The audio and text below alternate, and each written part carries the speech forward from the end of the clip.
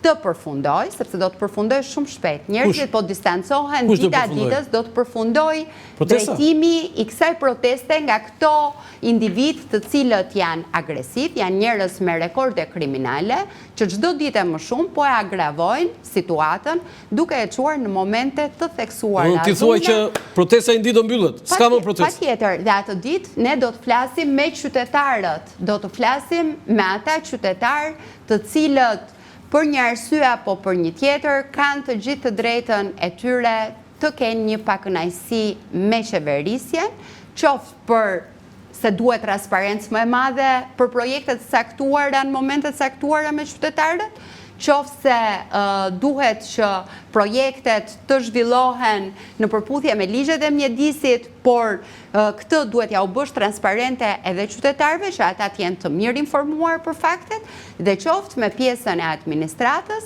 të cilët duhet të kuptojnë një herë e mirë, kushdo që një ditë shkel për të shërbyer në administratën publike të shtetit shqiptar, duhet ta konsideroj atë ditë veten si një shërbëtor të mirëfill të çdo qytetari që troket në derën e institucionit dhe mos e shikoj atë si një detyrim apo si një nder që po i bën qytetarit. Administrata publike realisht sot ndoshta është një nga administratat më të mira që kemi pasur ndër vite, por ka akoma për të përmirësuar. Këtë e them në varësi të një sër reformash që janë ndërmarrë. Se administrata nuk është vetëm Elbasani, ha? Po nuk po flas vetëm për Elbasanin, po ku dini ju administrata në Lushnjë? Do ju them disa fakte. Administrata publike sot kalon në për trajnime të vazhdueshme periodike. S'mjaftojnë?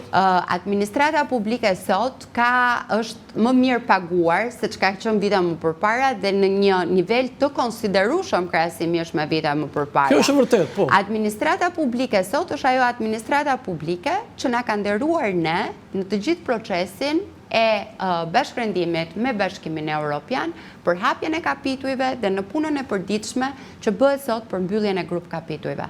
Të bëhesh pjesë e Europës, Roland, nuk është një proces vetëm politik. Ju e dini shumë mirë që për të arritur të procesi politik duhet që fillimisht të kalosh të gjithë procesin teknik. Dhe këtë proces teknik e kryen sot administrata shqiptare. Administrata nuk janë muret, janë njerëzit që janë aty që punojnë çdo ditë për parafrim legjislacioni, për një vendim, për hartim raportesh, e kështu me radhë. Dhe përsa kohë që edhe vetë Europa thotë që administrata shqiptare që po bën negociatat është një nga më të mirat, atëherë le ta besojmë këtë gjën. Do të thonë, ju jeni duke thënë që kur të mbaroj protesta, dhe ju po thoni që protesta është drejt shuarjes, ju do uleni me qytetarët dhe do bisedoni. Tani, unë prisja që zyrtarisht Partia Socialiste, kryeministri, forumet tuaja, drejtues të tjerë, se nuk është vetëm kryeministri. Do të thonë, në njerë ka edhe drejt Rama, se vetëm ai flet edhe do të thonë leadershipi i Partisë Socialiste nuk ekziston fare pjesa tjetër. Po në një vit në mandati i 4, ju keni aq shumë probleme sa doli populli në rrugë, unë nuk e di pasaj si është marrë ky mandat. Të lë të mendosh. Dhe pyetja është që ju keni detyrimin që të jepni llogari çdo ditë. Tani kjo edhe ju jeni dakord me ata që thonë që ne kemi për 4 vjet mandatin dhe zgjedhje kemi vetëm në 2000. Unë jam dakord me rendin dhe përcaktimet kushtetuese të Republikës së Shqipërisë. Në Republikën e Shqipërisë... Tu folë si juriste. Ja, to ja u shpjegoj. Në Republikën e Shqipërisë do të thotë që për të marrë dhe për të drejtuar një vend dhe për të plotësuar qeverisjen e këtij vendi, duhet që të marrësh besimin e qytetarëve. Po patjetër e bëhet me vot. Patjetër, besimi i qytetarëve bëhet me vot. Partia Socialiste ka filluar mandatin e 4 dhe ka vetëm një vit në këtë mandat, duke përmbushur çdo ditë ato premtime që i ka bërë qytetarëve dhe për të plotësuar atë kontratë që ka lidhur me këta qytetarë. Nëse çmendet qeveria? Pyetja është, po padyshim ka dhe mekanizmat të tjerë. Mekanizmat e tjerë pastaj shërbejnë që ne të reflektojmë në raport me çfarë po bëjmë mirë dhe çfarë po bëjmë gabim. Unë nuk ndaj të njëjtin mendim me ju, në raport me atë që thoni se qytetarët janë ngritur dhe ka një sër problemesh. Qytetarët janë ngritur, patjetër, një pjesë e qytetarëve janë ngritur, jo të gjithë qytetarët janë ngritur. Mos haronin që Partia Socialiste është një nga ato forca që lidhjen me elektoratin, lidhjen me qytetarët poshtë ka shumë të fortë. Ne nuk na duhet të ndodhi një protestë për të takuar njerëzit. Ne nuk na duhet të kemi një projekt për të takuar njerëzit. Për një arsye madhore, prepotenca e maxhorancës. Shqiptarët dolën në rrugë për mjedisin, dolën në rrugë për Zvërnecin. E para, prepotenca. Pastaj, po shqiptarët dolën, tash ne nuk mund t'i fshejmë faktet. Faktet janë ato që janë. A dolën për Zvërnecin?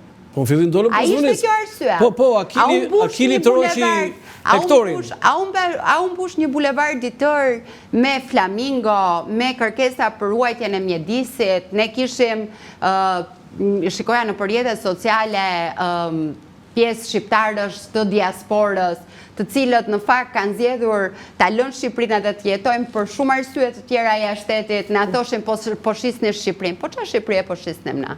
Kë Shqipëri po shisnim? Ajo është një pronë private, një kontraktim privat ndërmjet investitorit dhe personave që kanë pronësinë, ka pasur një pretendim të pronësisë, ka kaluar në një proces gjyqësor, shteti shqiptar, qoftë nëpërmjet drejtësisë, qoftë nëpërmjet mekanizmave, ka bllokuar pagesat në mënyrë që kur të përfundoj procesi gjyqësor, pagesat t'i shkojë pronarit real që del nga procesi, si në çdo vend ligjor. Nuk do ishte mirë që të bëhet transparenca? Po, për këtu kam diçka për të thënë. Mendoj që pas situatave të tilla, reflektimet janë të mëdha dhe ne siç thash kemi reflektuar. Dhe ndoshta do të duhej që të kishim bërë më shumë transparencë në raport me projektin. Por mungesa e kësaj transparence në kohë nuk do të thotë që procesi nuk është ligjor. Është shumë e rëndësishme ta themi këtë.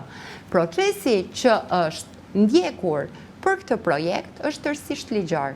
A ka munguar një transparencë? A do duhej që të kishim folur më shumë me qytetarët që ata të kishin më shumë informacion që mos i kishim lënë në dorën e këtyre grupimeve me interesat të tjera. Jo, e keni detyrim, nuk është puna e keni ta linin dorë të atyre. Për ta disinformuar, për ta ndryshuar. Zoe, e keni detyrim atë. Ju nuk e bëni se dolën njerëz në rrugë. Ju e keni detyrimin. Më linis që si juristet ju shpjegoj edhe një hallk tjetër.